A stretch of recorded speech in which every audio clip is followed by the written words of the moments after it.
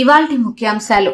ఎన్టీఆర్ వర్ధంతి సందర్భంగా కుటుంబ సభ్యుల నివాళి. ఎన్టీఆర్ ఘాట్ లో నివాళులర్పించిన junior NTR, Kalyan Ram, Balakrishna, Lakshmi Parvathi. Telangana group 2 preliminary key విడుదల. జనవరి 22 వరకు అభ్యంతరాలు తెలిపేందుకు అవకాశం ఇచ్చిన టీజీపీఎస్సీ.